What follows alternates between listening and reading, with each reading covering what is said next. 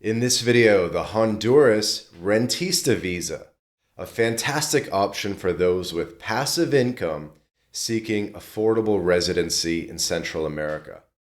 If you're a remote worker, investor, or retiree wanting a low-cost base with beaches, Mayan ruins, a path to citizenship, they have the Prospera Special Economic Zone, they have a territorial tax system. Honduras is actually really underrated and delivers without the high barriers of pricier destinations.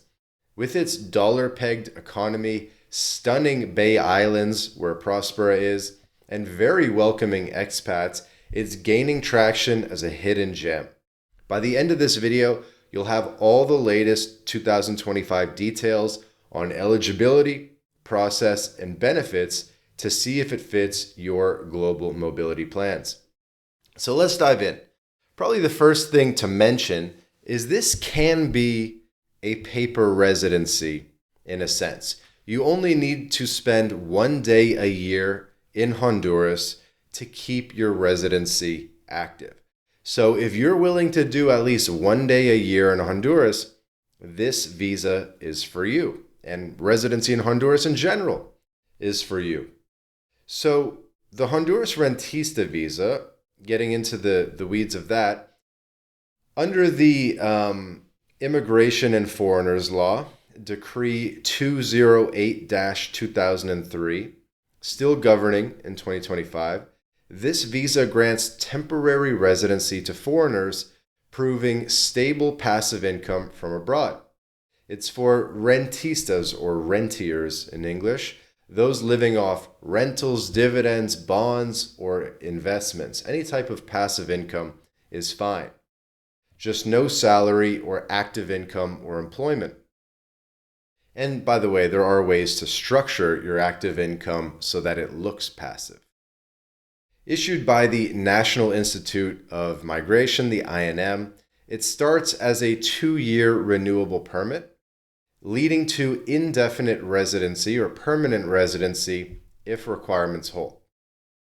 As of 2025, approvals are steady. They issue thousands of residencies annually, appealing to North Americans and Europeans amid rising costs elsewhere. Everybody's going for Paraguay, everybody's going for some of these other countries, Panama, but Honduras really goes under the radar because it's not on a lot of blacklists. It doesn't have that branding of a tax haven. And Panama, that's kind of one of the issues there. Paraguay, I think that's going to be more of an issue in the future. But a place like Honduras, it's not really considered a tax haven, but it very much operates as one with its territorial tax system. There's no nationality restrictions, open to all with clean records. Of course, if you have visa-free entry, that's going to make it a lot easier. 80 plus countries get a 90-day visa-free entry into Honduras, including the US, the EU, and all the usual suspects. If you don't have visa-free to Honduras, you would have to apply from a consulate abroad. But I think the majority of people watching this video have visa-free access to Honduras. So why choose the Rentista Visa? The advantages make it a smart pick for anyone with passive income. First, you get immediate residency rights, obviously. You can live, study, and own property freely in Honduras. Unlike Mexico, where you can't really own coastal land, in Honduras you can. Work permits are available. You can include families, spouses, children, dependents, parents. And I think that there's no additional income threshold. So in a lot of countries, you have to show more income when you bring a larger family or when you bring more dependents. But according to my notes here, Honduras is actually unique in that sense where the number of dependents doesn't impact the amount of money that you need to show, or at least it's nonlinear. And as we mentioned, there's no strict physical presence requirements beyond 1 day every 12 months to avoid lapse, which is perfect for snowbirds or digital nomads basing elsewhere. Tax perks stand out. Honduras taxes worldwide income for residents, but foreign sources like offshore rentals or US dividends often qualified for exemptions if not remitted locally. So obviously if you own a gas station or something in Honduras, you're paying tax on that, but your foreign sourced income, you are not paying tax on. So for digital nomads and expats and investors, this is absolutely huge. So you get these big tax savings, and then you also get a very low cost of living. It's much cheaper than Costa Rica or Panama or El Salvador, probably somewhere on par with Guatemala for being the two cheapest countries in Central America. Nicaragua as well is inexpensive, but it kind of has its own challenges. So lifestyle wins big here. You have the low cost of living. It's going to be probably 70% below the US. You can get a beachfront condo for less than $1,000 a month. Food is cheap. Healthcare mixes public and private. As a resident, you'll get free public healthcare, but most people are going to opt for private healthcare, and you can pay out of pocket or get different insurance plans to cover that, international insurance. Education-wise, there are bilingual schools, there are American schools, there's Montessori schools.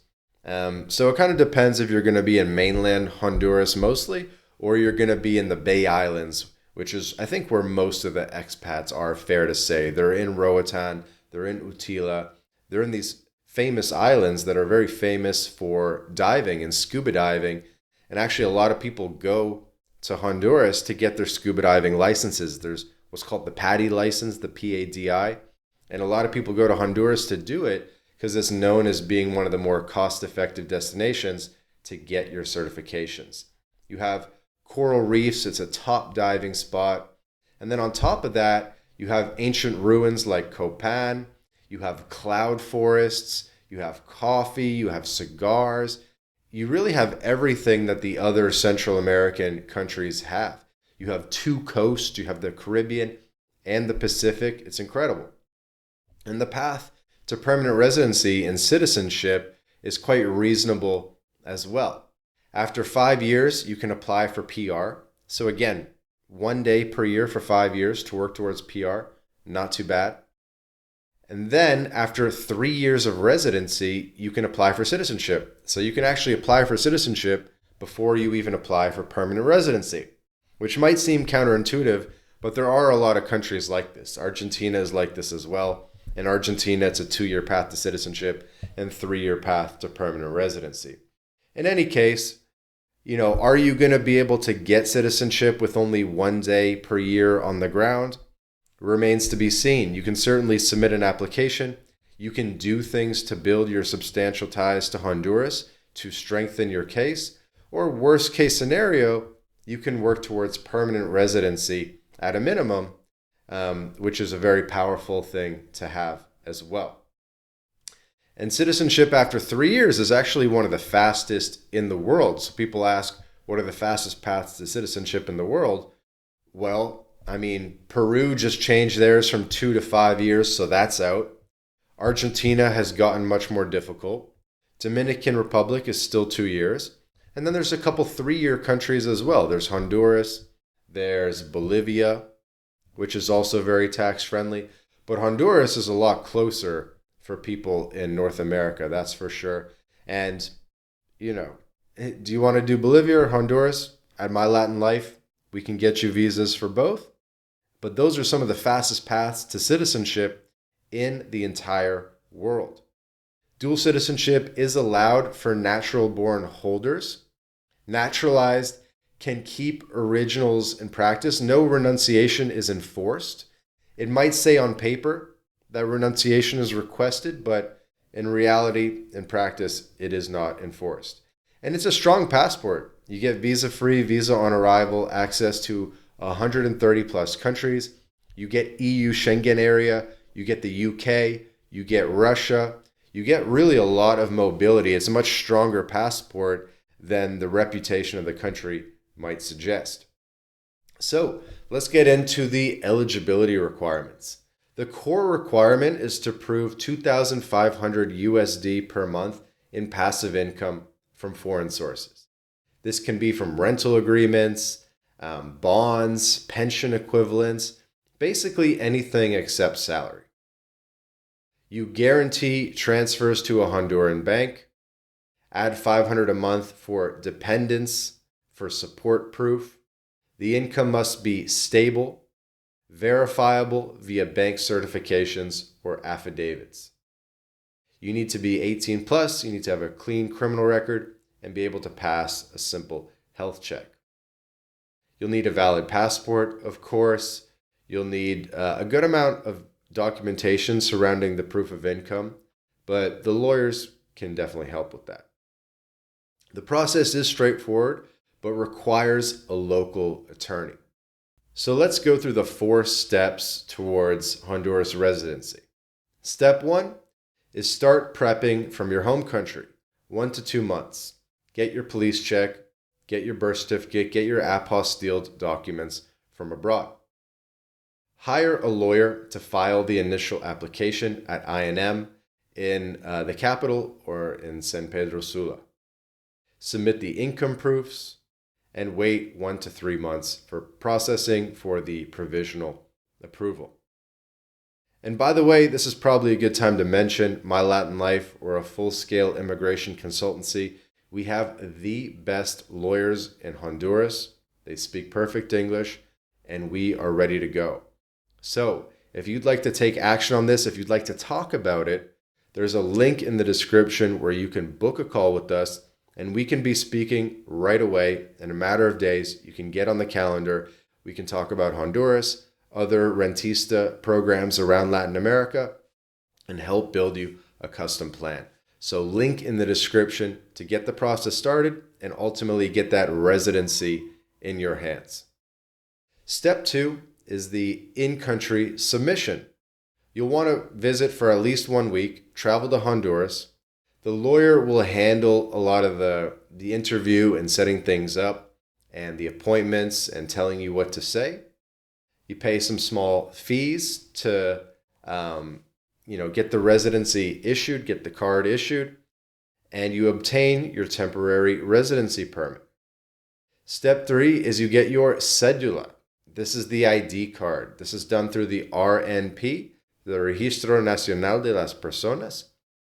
And it's really the cédula that's going to unlock banking in the country, purchasing property, getting a driver's license. So once you get residency, then you can get your cédula, which is pretty much mandatory for doing anything in Honduras. And then step 4 is renewal and maintenance. Again, visit once yearly, 1 day a year to stamp your status. Every 2 years, renew at INM with updated income proof. After 5 years, you can apply for permanent residency. After 3 years, you can apply for citizenship. So how does it compare to alternatives? Well, there's the pensionado, which is basically the same thing, except the numbers are a little bit lower. So the pensioner's visa, you only need to show $1,500 a month versus the rentista, where you need to show $2,500 a month. There's also the investor visa, which we've made another video on our channel about, where you can make a bank deposit or you can invest in an active business. There are work visas as well, but of course this is rarer. So most people are either going to show the passive income or they're going to do the investor visa. And we can help you navigate what makes the most sense for you. Some pitfalls to avoid. The quality of the lawyer that you choose makes a really big difference, especially in Honduras, which is a program that's a little bit slower than some of the other countries. So make sure that you work with a good lawyer, one that you trust, one that does a lot of Honduras residency. At MyLatinLife, we do Honduras residency and citizenship. We actually do a lot of citizenship by descent for Honduras, for Honduran Americans and people with Honduran ancestry. So we kind of do it from both angles. Some tips for success: scout the different places you want to stay. Scout Roatan or Utila.